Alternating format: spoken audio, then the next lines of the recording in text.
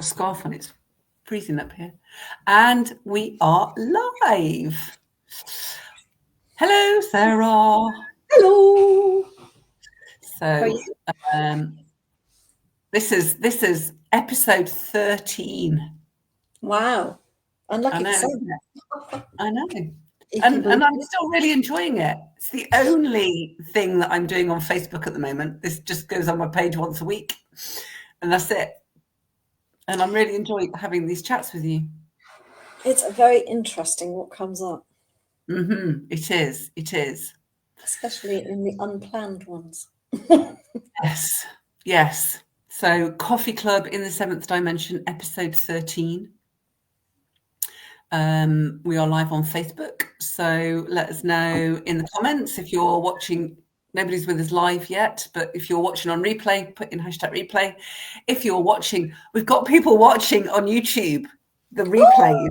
It's, you know, it's they aren't vast numbers, but I'm just like, oh, that doesn't matter. I'm just putting them up there and seeing what happens. So thank you so much to everybody that's watching on YouTube and finding us.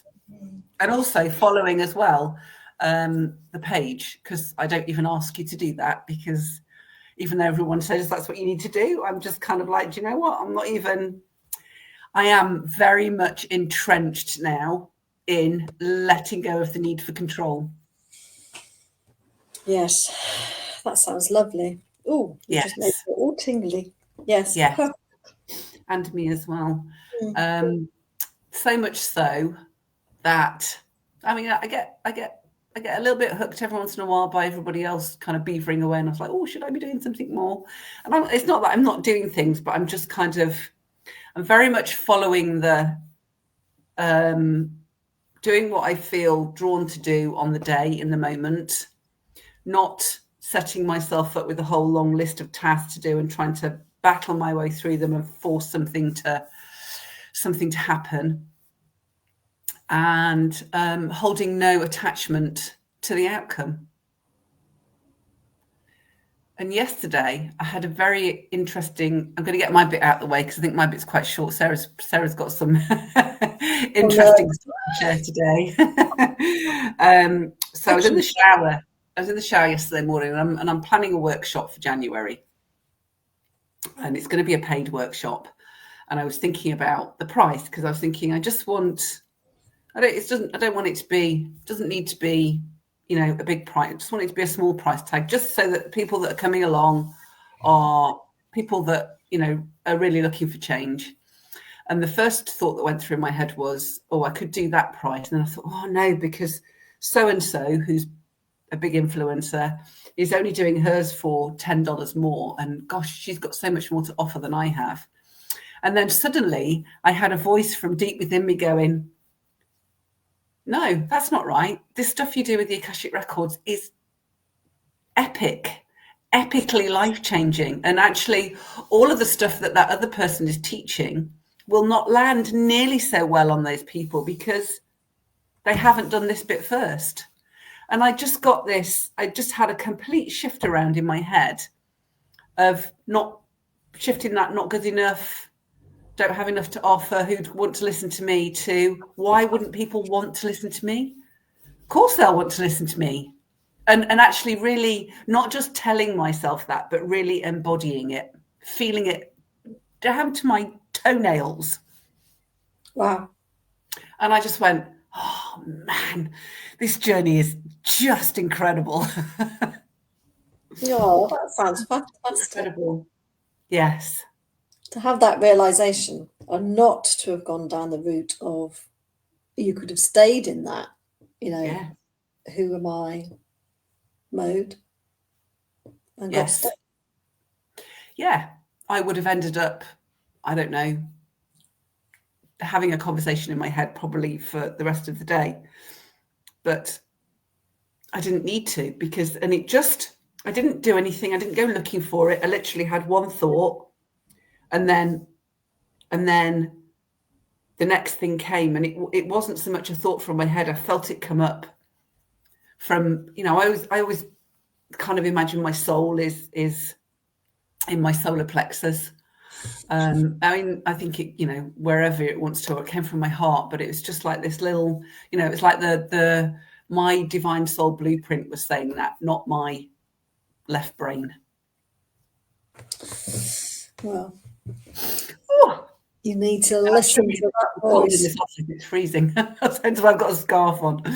Well, that was good. That was good to hear that then. Yes. Good to be able to listen to it, to recognize it. Yes. Recognize it as a different voice. Yeah. Not your chatter in your head. Yeah. And it lands in a completely different way. It's like it comes in as a knowing, not as a me telling myself. Yeah. That it's almost like it's not your voice. So the chatter in your head is your voice going, whereas when you have that feeling, it does, like, say, come from the core, and it's a sensation much more than a conversation in your head. Yeah, it's almost like a warmth spreads throughout the whole of me. It's like melted butter dripping. Where are you going with this? Am I getting a bit weird now? I wonder where you were taking the melted butter. Anyway, sorry. It's a nice warm sensation. It is. It is. It is. It really is. And it's like a knowing. It's a knowing as opposed to a telling. It's an embodying. I always think it's almost like how I imagine walking through energy. So that's my door analogy. Last week we talked about the door. I do my best thinking in the door. Yes, doorway. It must be some sort of portal for me. I need to stand there a bit more often this week. Yeah. Because it's just that, I don't know, I just stand there and think, oh, and something comes to me. So doors are important, I think. Yes, they are. Yes, they are. So this week I have probably listened to way too much chatter in my head. And it's quite interesting how I have felt, and got sucked in several times into other people's drama. And it's almost like I'm watching it, not actually taking part in it. And then all of a sudden I'm involved. And it's like, holy crap, this is just not what you want. I don't want this. So it's really nice to be able to recognize it. But I feel like I'm here. Whereas before I could just observe and think, I don't want to get involved in that. But sometimes I think if I think about it, actually, it's really things that have been to my core. So, people who are very close to me, and I've probably played a role, and it's an old pattern. We're talking probably 20, 30 years old, this pattern. And it's something's happened, and it goes and it's like, whoa, hold on a minute, I didn't see those steps. You see the little steps, you were there. And it's here, and it's like, oh, wow, I didn't see it. I really didn't, because I think it's comfortable as a pattern. Yeah. So I didn't notice it doing this. Yeah. And then when it was here, it was like, wow, that you noticed it then. Yeah, that was a bit late in noticing it, but better late than never. Absolutely. And it's not that, it's easy to get. It's still, it's still easy to get sucked into those old patterns. I had one a couple of weeks ago, if you remember. I got sucked into being left out or feeling left out and fear of missing out and feeling really kind of like, who the hell would want to know me? Nobody would want to be my friend, all old thoughts. But the nice thing is that I can speak them out now, because I spoke them to you, didn't I? I sent you a message. Yeah. You speak them out, and it's just to get them out of your body. It's not that you need the other person to placate you or to say, no, it's you're all, I already knew I was good. It was just that, You just need to get it out. And that's probably the same thing for you as well there. Yeah. It's old stuff. Yeah. We're at the bottom of the laundry basket. Basket. That's the only thing I can think of, because it felt so, I'm going to use the word comfortable just because it was old. Familiar. And I felt like I was back in corporate when I was much younger. And, you know, you had to strive and you, every opportunity you had to make the most of. Even it's an opportunity, you might not want it, but you still had to put your hat in the ring. And it felt like that. And it was like, you know, I could feel myself going, thinking, God, I don't want that. So it was very interesting. The last 48 hours, it's been much more. But do you want that? No, I don't think you do. Well, then don't go for it. It was like, it's been a really interesting week of feeling like my old self, not feeling very comfortable, being here, sort of like having almost like a panic attack. And then that sudden realization, you have a choice here. Yeah, well, there you go. It's your belief. You have the old belief that has to be brought into the conscious mind so that you can become aware of it, so that you can make a different choice. It was a big one. Wow. It was a big one. Congratulations. Woo! Woo! And as uncomfortable and as horrible this is, yes. That's the only way I can describe it. It's when you're almost like on the other side and you're looking back, you think, I lived my life like that. Yes. I lived my life like that. And yeah, no wonder it was also fraught. Yeah. And how wonderful is it to be able to see it for what it is? Yeah. Wow. This is epic, isn't it? I mean, it really is epic. I mean, what is it? It's been probably 18 months for me since I cleared my records, since I finished the actual clearing process. It's been about 15 months for you. Yeah, probably. And still layers coming up. I mean, I think there'll always be, I don't know, maybe there will. I don't know. I'm so excited just to see where everything is in a year's time. Not that I need to get there. It's just like, wow, I wonder if we look back on this in a year's time and go, look at that. That's where. I find I have to write things down, because even looking back from now, I think you will always have things come up. Yeah. I think you always have things come up. There'll be big things and little things, but it's how you process them that's what you're learning. But you know, looking back at my diary, occasionally I'll read something and I'll think, wow, did I really think that then? Which is, you know, that was a bit naive. That I finished was one of them.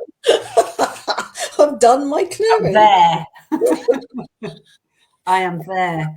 So there's a guy called Tom Campbell. He's a physicist, and he has a website called My Big Toe. He's working on the theory of everything, and he's a scientist. He's like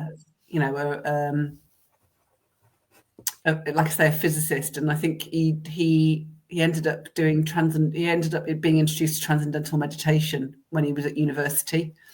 Oh, yes. I mean, he's in his 80s now, so we're talking a fair old while ago, and that kind of shifted everything for him. But he on a interview, or I've seen him on, he talks about the fact that he has visited the reality of done. That's the reality of the people that go there, where they're done, they're fixed, they're finished, they're done, they're perfect. And whilst he said, I can't remember how long he said he was there for, and he said everything was lovely to start with, and then it all started to fall apart because everybody was so convinced that they were done, and then all of the little niggling and backbiting started to come back in. Yeah. So it's we don't want to be thinking that we are ever done, because we're not. There's more. It's There's a always more to process. expand into. Yeah, it's a process, and how you deal, is that the right word, with things that come up, how Yeah. you process things, and it's, and you think you do think you're done sometimes, Yeah. and then something does that, and Yeah. it's a bit of No, a shock. I'm always, I was just like, what's the next bit? What's the next piece? This was Yeah, a really nice piece that I've just had. This bit wasn't very nice the other week when I was feeling all kind of like old self. That nobody likes me, everybody hates me, I'm going home to eat worms kind of. But that was my everyday. Those are the thoughts that used to go around in my head all the time. I put this kind of front up, but inside, I pretty much had determined that I wasn't worth knowing to anybody. What did I have to offer to any friendship or anything? yeah. People were just being kind by being my friend. So, to have that come back up, it was just like, oh, glad I got rid of that mostly.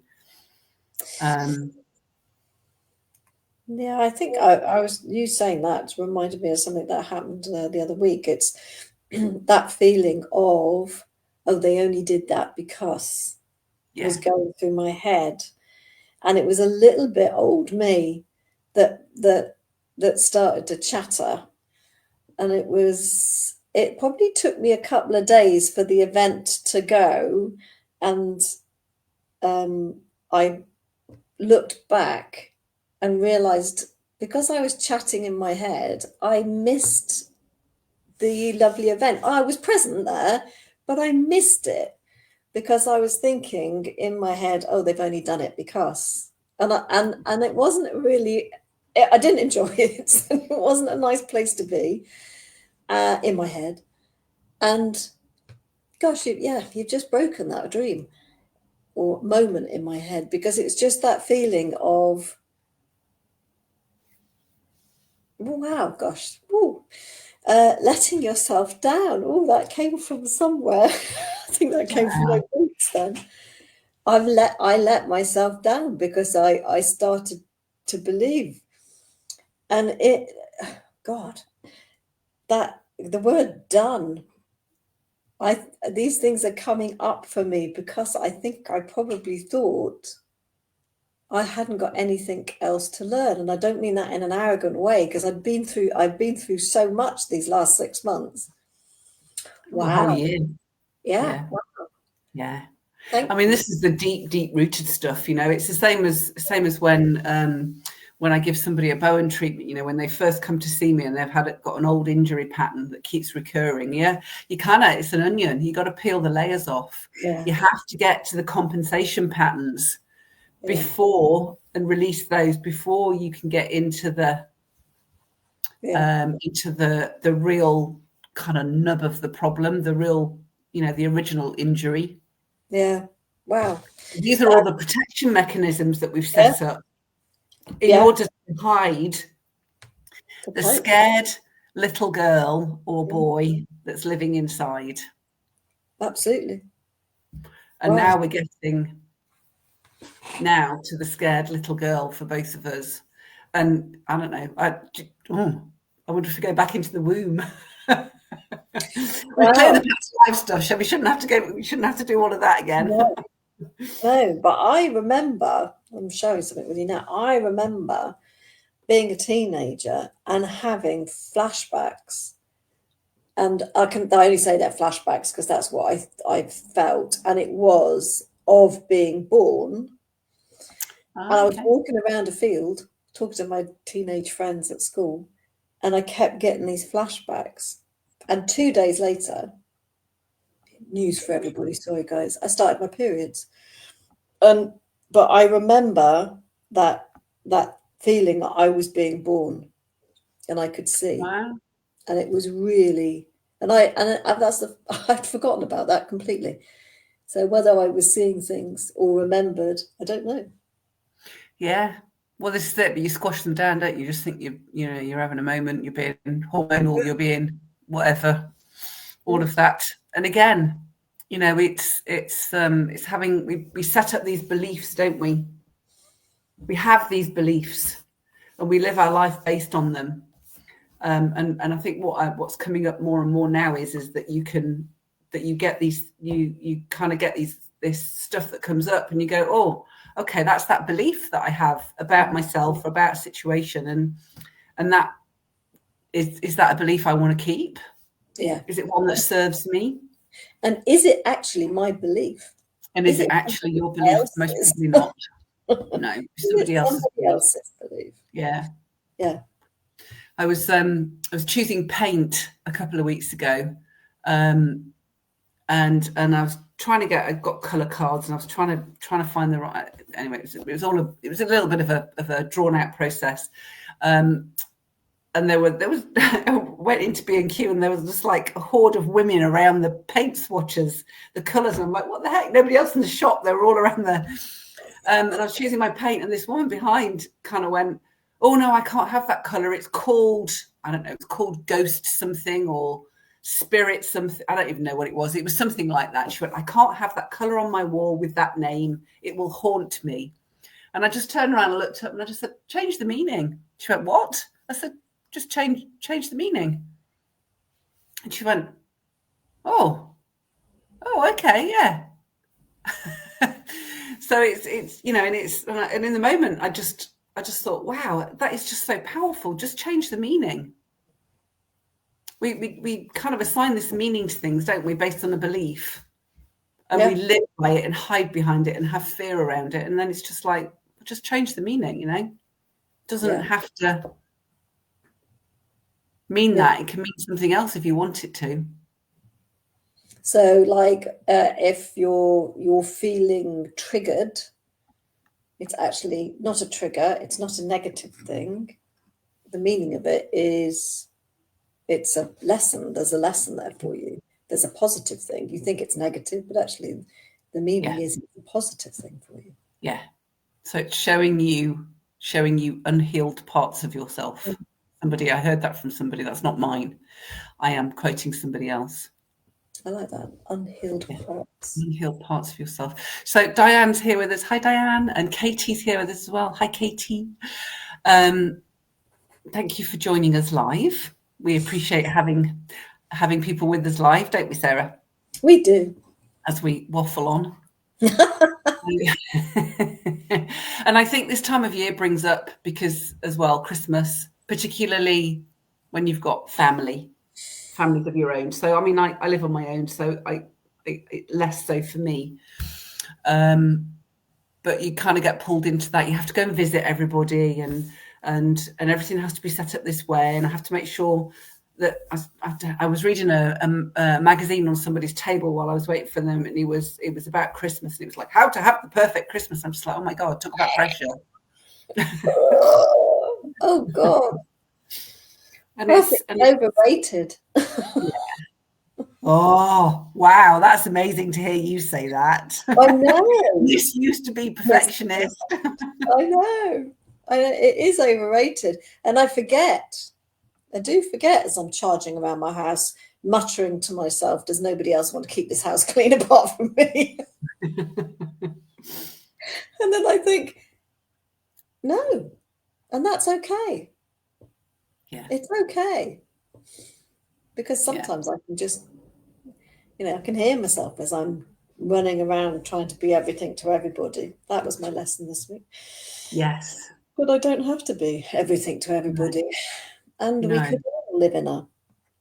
And it doesn't matter that the decks aren't up, or that the chocolates aren't in the stocking, or that... It's only the 12th. Hey? It's only the 12th.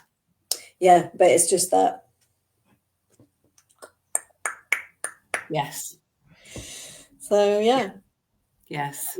Deep breath. Guess what? Shock, horror. My bathroom hasn't been cleaned. Oh and it's not going to be. Yes. That's a revelation for me. My bathroom has only been cleaned because my cleaner came in on Tuesday. Wow. I am the cleaner. So, yeah, I am going freelance. Everybody gets a cleaner. Somebody that loves cleaning. Get them in. Employ them. No, Yeah, we used to have a cleaner, but then it all went a bit pear-shaped.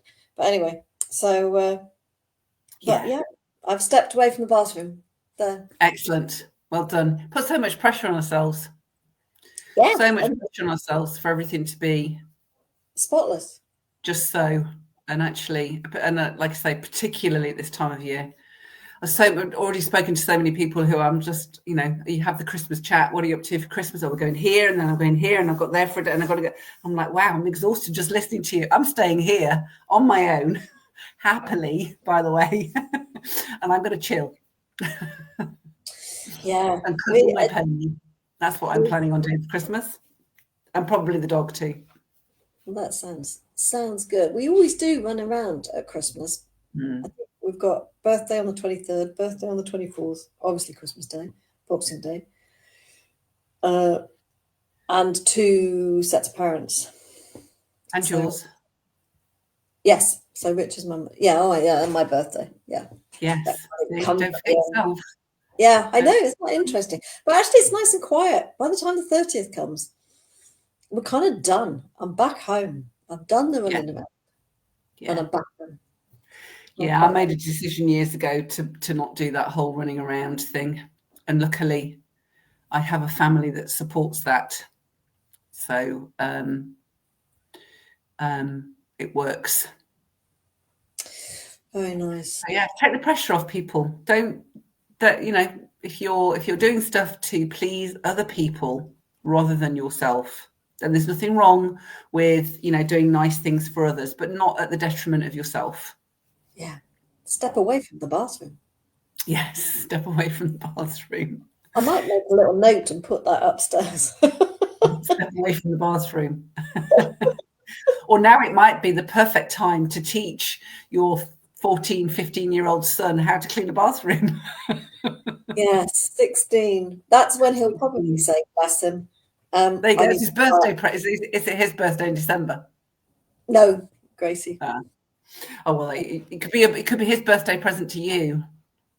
What, clean the bathroom? Yeah. I think that he'll be saying step away from the bathroom. Yeah, nobody has to do it. Let's not teach anybody that they have to do it. Just clean up after yourselves once you've been in there. Yeah. There you go. There's the lesson. Everyone takes their little bit of responsibility. So we've had some December kind of shifts and awarenesses and changes, which is awesome. My horse seems to have had another little shift as well. Every day this week so far, both in the morning and in the evening, has come over to me for a scratch and a cuddle, which doesn't happen every day, but it's happened every day. Yeah, and in a very kind of, sometimes he can come over in a bit of a threatening way. It's like, I want my bottom scratched, and I'm going to reverse at you until you do it. When you've got 700 kilos coming at you like that, sometimes it's a little bit like, oh, hang on a minute, mate. It hasn't. It's been lovely, which is really nice. So I've been enjoying that. Giant makes me smile. Yeah. So I'm feeling all good. I'm feeling all good and excited for what's to come, whatever that might be. But staying in the present moment, choosing lovely joyfulness, and allowing those feelings of love and joy to just spill over. Yeah, when you're not in the moment, in the now, feeling those moments of love and joy are hard because you just don't have the time for them. You have to be, I think in the moment comes first, then you feel the love and joy. Feeling. I have had some experiences where the love and joy has come first to snap me back into the moment, but they've not been prolific. I think I feel more awareness when I'm feeling more connected. Unless it was here. Yes. Well, maybe it's a belief, Sarah, and that just now that you're be open to the fact that, you know, that the love and the joy can snap you back into the present moment for both of us, actually, then let's see see if more of that comes just because you're open to it. Yeah, no, actually, you're spot on there. That's because what came to me when you said that was my door. It's just like walking through the door. It's there. Yeah. Not the door. Yeah. The love and the Yeah. the joy is always around you.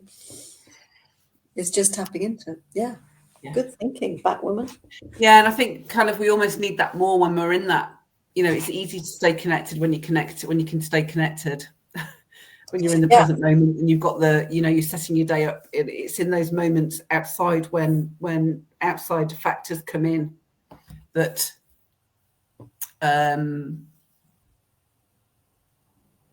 that's when things become more challenging, and maybe that's kind of when we